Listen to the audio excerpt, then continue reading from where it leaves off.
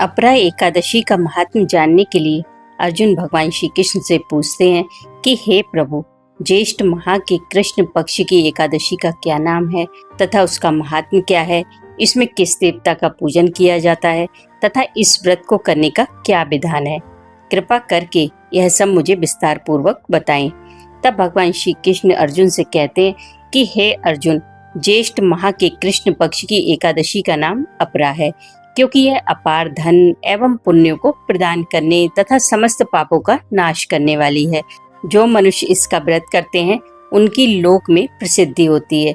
अपरा एकादशी के व्रत के प्रभाव से ब्रह्म हत्या, प्रेतयोनि, दूसरों की निंदा आदि से उत्पन्न पापों का नाश हो जाता है। इतना ही नहीं, स्त्री गमन, झूठी गवाही, असत्य भाषण, झूठा वेद पढ़ना, झूठा शास्त्र बताना, ज्योतिष द्वारा किसी को भरमाना, झूठा वैद्य बनकर लोगों को ठगना आदि भयंकर पाप भी अपरा एकादशी के व्रत के प्रभाव से नष्ट हो जाते हैं। युद्ध क्षेत्र से भागे हुए क्षत्रिय को नरक की प्राप्ति होती है, किंतु अपरा एकादशी का व्रत करने से उसे भी स्वर्ग की प्राप्ति हो जाती है। गुरु से विद्या अर्जित करने के बाद जो शिष्य गुरु की निंदा करते हैं वे तो अवश्य नरक में जाते हैं, किंतु अपरा एकादशी का व्रत करने से इनके लिए भी स्वर्ग में जाना संभव हो जाता है। तीनों पुष्करों में स्नान करने से अथवा कार्तिक माह में स्नान करने से अथवा गंगा जी के तट पर पितरों का पिंडदान करने से जो फल प्राप्त होता है, वही फल अपरा एकादशी का व्रत करने से प्राप्त हो जाता है। गुरुवार के दिन गोमती नदी में स्नान करने से, कुंभ में श्री केदारनाथ जी के दर्शन करने से तथा बद्रिकाश्रम में निवास करने से तथा सूर्य ग्रहण एवं चंद्र ग्रहण के समय कुरुक्षेत्र में स्नान करने से जो फल सिंह राशि वालों को प्राप्त होता है, वह फल अपरा एकादशी के व्रत के समान है।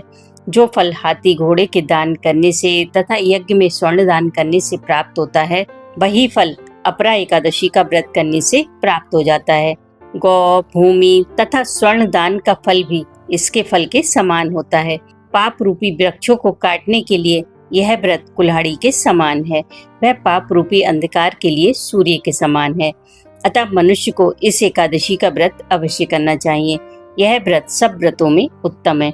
अपरा एकादशी के दिन श्रद्धा पूर्वक भगवान श्री विष्णु का पूजन करना चाहिए, जिससे अंत में विष्णु लोक की प्राप्ति होती है। हे अर्जुन, मैंने यह अपरा एकादशी का महात्म्य लोकहित के लिए सुनाया है। इसके पठन एवं श्रवण से सभी पाप नष्ट हो जाते हैं। इस कथा का सार यही है, अपरा अर्थात अपार या अतिरिक्त। जो प्राणी एकादशी का व्रत करते हैं उन्हें भगवान श्री हरि विष्णु की अतिरिक्त भक्ति प्राप्त होती है। इस कल्याणकारी व्रत के प्रभाव से भक्ति और श्रद्धा में निरंतर वृद्धि होती है।